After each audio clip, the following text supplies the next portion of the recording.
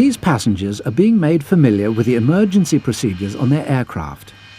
They may have seen it all before, but the chances are there's something new to learn. The exits may be in a different place from any other aircraft they've flown in.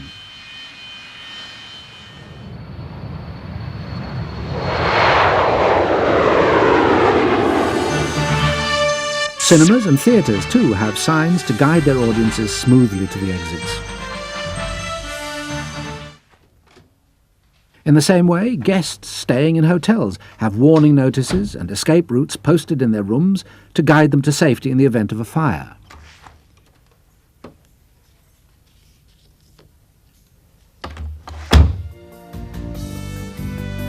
Being familiar with your surroundings is a vital part of being safe. During your career, you may go on board a variety of different vessels, or you may be someone other than a crew member, employed or engaged on board. Because no two ships are identical, it's important that you know the correct actions to take in an emergency before assuming your shipboard duties. This is now a mandatory requirement, whether you're a crew member or not. This means that you must know your ship and be familiar with shipboard safety, emergency and safety routines, and important signs and signals. Ships can be dangerous places. Safety familiarization demands your careful attention, as your personal safety may depend on it, as well as others on board.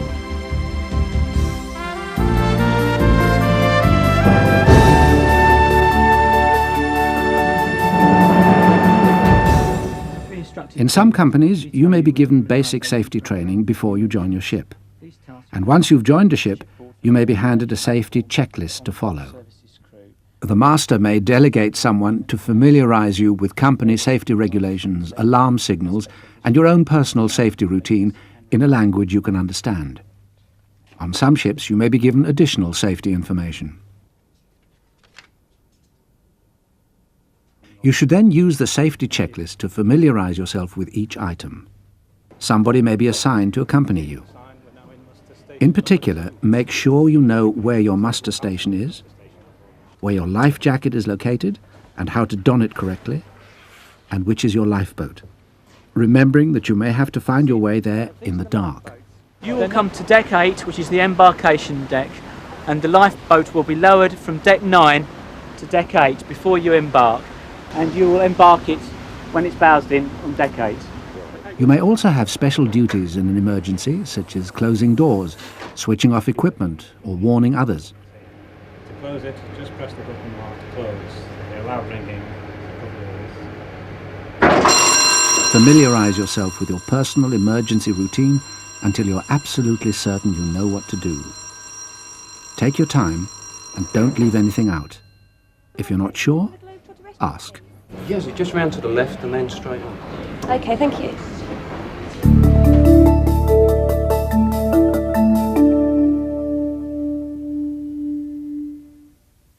On joining your ship, you're expected to understand common safety signs and symbols. You'll see them wherever you go, above and below decks, from no smoking signs to muster stations. Many important symbols are shown in the booklet that accompanies this video. You should also know the position of emergency exits and recognize and understand the different alarm signals you may hear. Muster lists are displayed in various locations around the ship, including the accommodation, bridge and engine room. They give details of the ship's alarm signals, where you should muster in an emergency, your lifeboat, and any special duties you may have. This information may also be posted in your cabin, or it may be shown on a card given to you to keep. Read the details carefully when you join and learn them. Remember, your emergency muster station and your lifeboat muster station may be different, so make certain you know where to go when you hear the relevant alarm signals.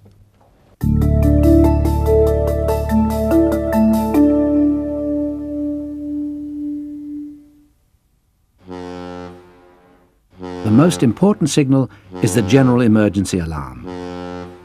If you hear 7 or more short blasts, followed by 1 long blast on the ship's whistle or siren, you should go to your muster station immediately. The ship's alarm bells or klaxons will also be sounded in the event of a general emergency and may be followed by an announcement on the public address system. On some ships, the general emergency alarm system is used to give other signals depending on where you should muster. For instance, at a specified muster area or near your lifeboat. There may also be a fire alarm system aboard your ship which operates independently from the general emergency alarm. Find out what emergency signals are given aboard your ship, what each one means, and where you should muster each time. Learn them. Then learn them again. In a real emergency, you may not have time to think.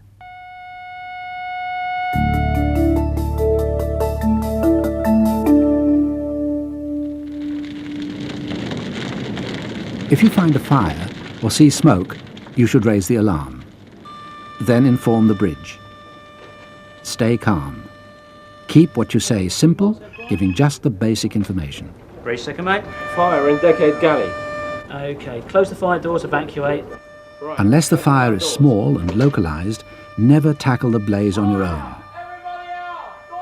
If in doubt, isolate the fire by closing all nearby doors and leave it to the trained firefighting teams on board.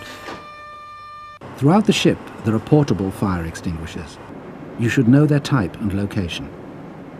Portable extinguishers are designed to fight different types of fire. They may contain water, foam, dry powder, carbon dioxide, or other agents, depending on their intended use. They may be color-coded for instant recognition. Practical demonstrations may be given during emergency drills. Look out for the various types and colors of extinguishers aboard your ship and familiarize yourself with the instructions on the label. If you're unsure, ask. Fire at sea is one of the greatest hazards facing any ship. Everyone on board must be constantly alert for fire and know how to respond.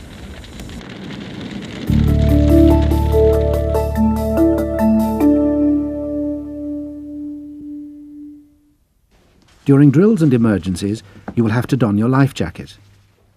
Often your life jacket will be in your cabin. Sometimes it may be issued to you when you join.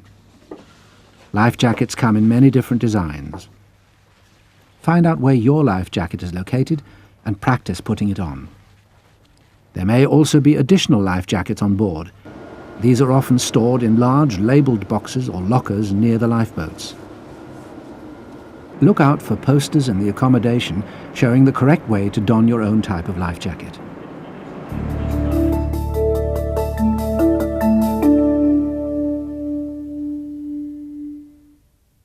The possibility of having to take to the lifeboats and abandon ship is remote, but you must still know what to do. Emergency drills will be practiced regularly. As soon as you hear the general alarm, or if 7 or more short blasts and 1 long blast are sounded on the ship's whistle, you must report quickly and calmly to your muster station for further instructions. Take your life jacket with you. As you leave your cabin or workstation, try to bring some warm clothing with you, but don't take risks. If there's heavy smoke in the accommodation, you should follow the direction signs on the bulkheads leading to the emergency exits. Keep low beneath the smoke. Crawl if necessary, as clearer air lies close to the deck. On arrival at your muster station, there'll be a roll call. Farland? Yep. Goldson? Yep. Members of the crew assigned to emergency duties, such as firefighting, will be given instructions on what to do next. Meanwhile, the lifeboats will be swung out by designated crew members and made ready. There is a set procedure for taking to the lifeboats. This will be explained to you during lifeboat drills. Your ship is also equipped with life rafts as an additional safeguard. Do not board your lifeboat or activate life rafts unless ordered to do so. In the unlikely event of having to abandon ship, this order will usually be given verbally by the master. Abandon ship!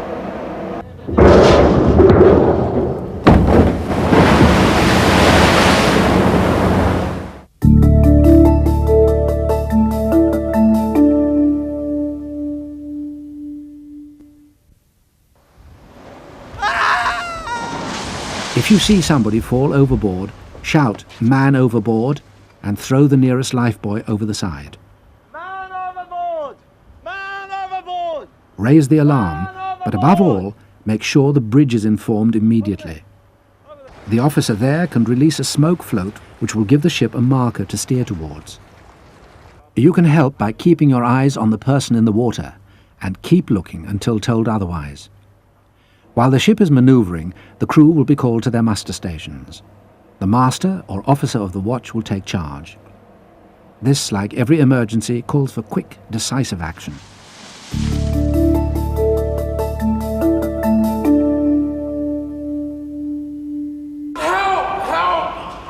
You must know what to do if you're first on the scene of an accident or other medical emergency. Unless absolutely essential, don't move the casualty. First, raise the alarm. Next, inform the officer of the watch about the emergency. If you can't do this yourself because you're attending the casualty, ask another crew member to do it for you. To reduce the risk of an injury, always wear protective clothing when working. The most common type of accident aboard ship is a slip or a fall. Therefore, take particular care if decks are wet or slippery. Beware of moving machinery. Safety boots should be worn while working, and hard hats when on deck or in the engine room. Keep the casualty calm, warm and protected until help arrives. The master and some ship's officers are qualified first aiders and can provide assistance for most injuries. They can also contact medical experts ashore.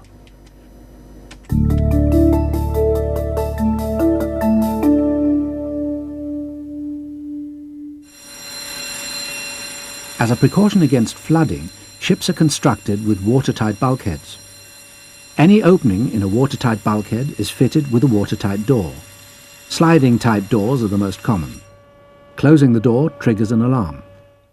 If power-driven, there'll also be a hand-operated mechanism on each side in case of power failure.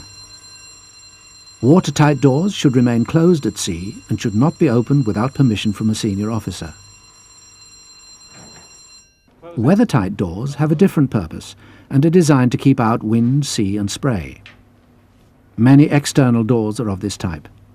They often have a high sill and have clamping devices known as dogs to provide a tight seal. Fire doors are barriers against the spread of fire. They're often fitted with a heavy closing spring and should never be hooked back. Other types of fire doors may close automatically if the fire alarm is sounded. As a rule, if a door is closed, keep it closed. If you see a no entry sign, don't go in without permission. And never enter an enclosed space without authorization. If in doubt, ask. This video covers the mandatory safety familiarization training requirements in general terms only. Although it's given you a broad view of shipboard safety and how to react in an emergency, it's essential that you familiarize yourself completely with the alarms, equipment and routines aboard your own ship, as they may differ from what you've seen. Your personal safety and the safety of others may depend on your familiarity with safety procedures. It's up to you to develop a good working knowledge of safety practices from the moment you arrive. Undergoing safety familiarization is a vital part of this process. And that applies to everybody employed or engaged on your ship, even the film crew. And cut.